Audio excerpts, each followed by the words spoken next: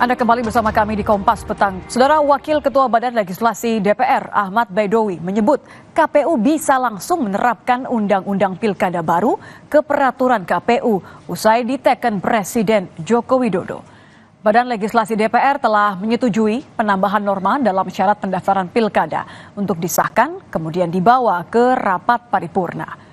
Penambahan norma dalam rancangan undang-undang versi Balek bertentangan dengan keputusan Mahkamah Konstitusi, di mana Balek DPR bersikukuh mengacu pada putusan MA soal batas usia 30 tahun calon kepala daerah yang dihitung sejak pelantikan, bukan sejak penetapan calon. Calon gubernur atau calon wakil gubernur bersyarat berusia 30 tahun saat pelantikan. Itu bunyi putusan Mahkamah Agung dan itu bunyi hukum. Jelas itu. Sementara di Mahkamah Konstitusi kemarin putusannya menolak. Menolak itu bukan berarti membatalkan pasal yang sudah ada. Ketika ada hukum baru, ya maka hukum yang lama tidak berlaku. Ya kalau ini sudah diundangkan, ya pasti pakai undang-undang ini. Tidak ada kita menganulir. Kan asas hukum itu berlaku progresif. Jadi ketika besok diparipurnakan disahkan, terus kemudian Presiden mengundangkan, maka undang-undang itu sah berlaku.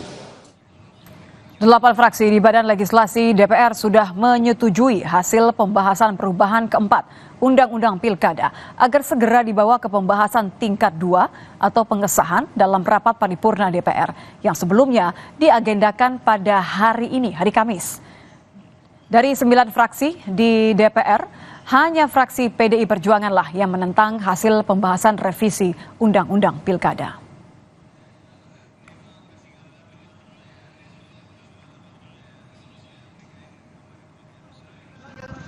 Ya, siap.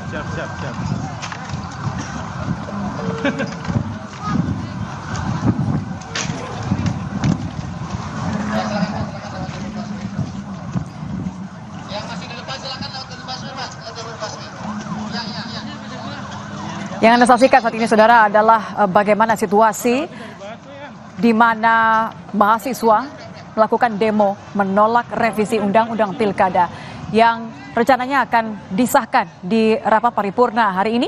Namun karena penolakan yang begitu besar dari masyarakat, maka belum terwujud. Namun ini juga menjadi suatu catatan di mana mahasiswa dan masyarakat masih berdiri berkumpul di depan gedung DPR, bahkan berusaha untuk membobol pintu-pintu masuk ke gedung DPR, menyuarakan tuntutan penolakan revisi Undang-Undang Pilkada disahkan dalam paripurna. Protes keras dari masyarakat terus bergulir, tidak hanya di depan gedung DPR Jakarta seperti yang Anda saksikan, saudara, tapi juga bergulir di sejumlah wilayah di tanah air. KPU sendiri sebagai penyelenggara pemilu kada nampaknya harus segera menentukan sikap apakah akan mengikuti putusan MK atau revisi Undang-Undang Pilkada yang membangkangi putusan MK. Kami akan bahas di Kompas Petang bersama dengan Guru Besar Hukum Tata Negara Universitas Padjadjaran, Prof. Susi Dwi Haryanti. Selamat petang, Prof. Susi. Selamat petang, Mbak Nitya. Prof, terlepas dari begitu besar penolakan masyarakat, bagaimana Anda melihat pernyataan dari Wakil Ketua Balek kemarin yang mengatakan bahwa alasannya kenapa 8 fraksi ini setuju karena putusan MK ini tidak memerintahkan untuk mencabut putusan MA? Ya, ini harus kita kembalikan kepada fungsi dari Mahkamah Konstitusi. Salah satu fungsi yang terpenting dari Mahkamah Konstitusi itu adalah dia sebagai the guardian of the Constitution. Kemudian ketika dia memeriksa perkara, maka itu haruslah di dalam ruang lingkup atau kewenangan yang dilakukan oleh Mahkamah Konstitusi. Oleh karena itu, apa yang disampaikan oleh pemohon itu juga harus diperiksa oleh Mahkamah Konstitusi dan diselaraskan dengan tugas dan wewenang atau kompetensinya. Dan salah satu kompetensi dari Mahkamah Konstitusi ketika dia harus menjaga konstitusi, yaitu dia memberikan tafsir kepada konstitusi atau kepada undang-undang dasar. Dan bukan dia kemudian menyatakan menganulir putusan Mahkamah Agung, karena itu adalah sesuatu yang di luar kewenangannya. Oleh karena itu apa yang disampaikan tadi oleh anggota DPR, dalam pandangan saya adalah satu sikap atau satu pernyataan yang tidak tepat, yang itu memperlihatkan kepada kita semua bahwa beliau itu tidak memahami apa yang menjadi kompetensi dari Mahkamah Konstitusi. Jadi memang itu tidak dimintakan dan itu bukan kompetensi dari Mahkamah Konstitusi untuk membatalkan putusan MK. Oke, tidak memahami ya. Untuk lebih lengkapnya kita boleh bersama-sama Prof. Saya ingin mengajak Anda untuk mendengar pernyataan lengkap dari Ahmad Baidowi.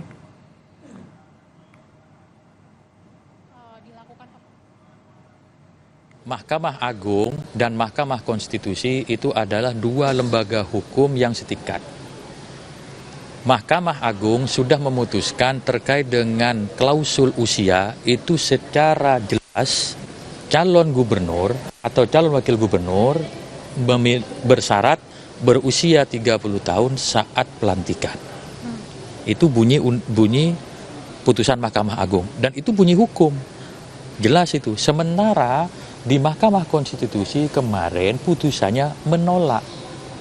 Menolak itu bukan berarti membatalkan pasal yang sudah ada dan tidak menghapus, tidak mengubah pasal yang ada.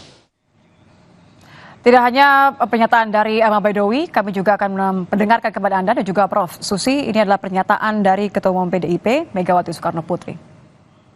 And binding, keren toh, final and binding. Untuk menguji undang-undang,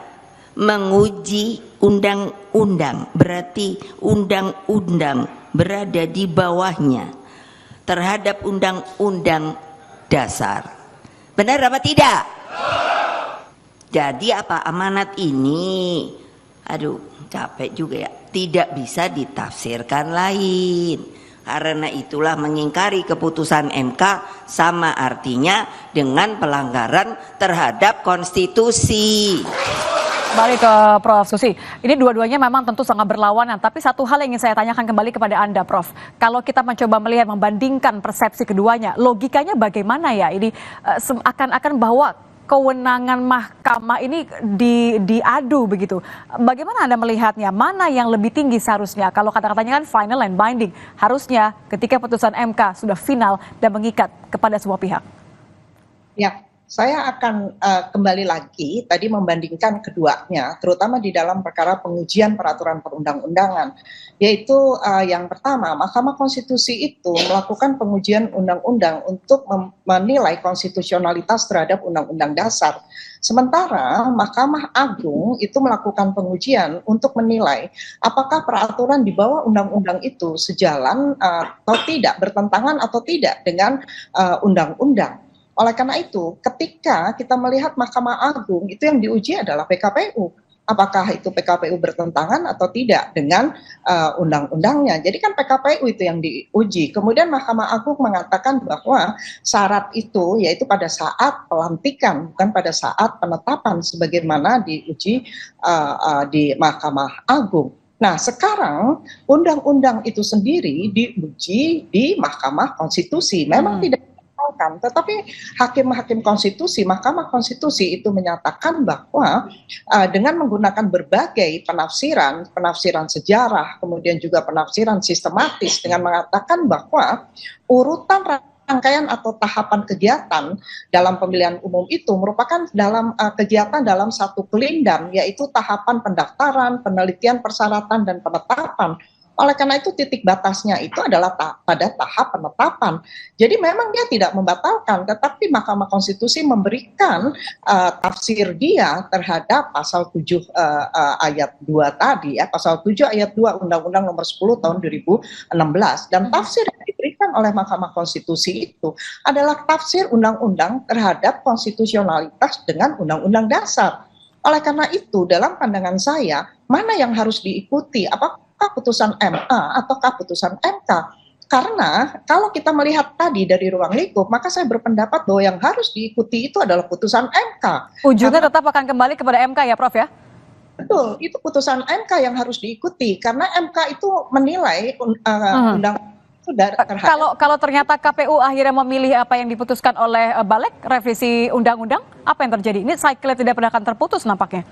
Ya, kalau misalkan KPU itu memilih untuk tunduk pada undang-undang yang dibuat, yang undang-undang terbaru, maka di dalam putusan MK itu ada potensi untuk dinyatakan tidak sah. Legitimasi pilkada terancam artinya ya? Betul. Baik, terima kasih sudah bergabung bersama kami di Kompas Petang, Guru Besar Hukum Tata Negara Universitas Padjadjaran, Profesor Susi Dwi Haryanti. Prof. Susi, selamat petang.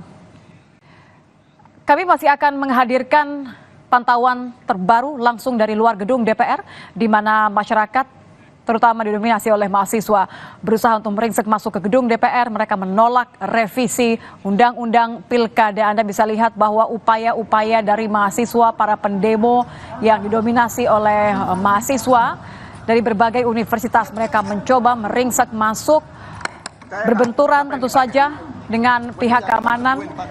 Bahkan ada beberapa yang mencoba untuk menerobos, memanjat, membakar di depan gedung DPR, saudara. Upaya-upaya yang dilakukan sebagai bentuk dari mereka menunjukkan penolakan terhadap revisi Undang-Undang Pilkada. Situasi ini adalah situasi terbaru yang terjadi di luar gedung DPR Jakarta. Demonstrasi yang dipicu oleh pembahasan revisi Undang-Undang Pilkada terkait dengan batas usia calon kepala daerah dan juga syarat parpol untuk mengajukan calon berdasarkan tidak atau memiliki kursi di DPRD. Tidak hanya di bagian pintu depan, saudara, di setiap sisi pintu di gedung DPR Jakarta juga terlihat masyarakat berkerumun. Para pendemo yang didominasi oleh mahasiswa, mereka masih berkumpul hingga sore ini. Kami masih akan menghadirkan langsung pantauan dari gedung DPR Jakarta terkait dengan demonstrasi menolak revisi Undang-Undang Pilkada. Tetaplah bersama kami di Kompas Petang. Usai jeda.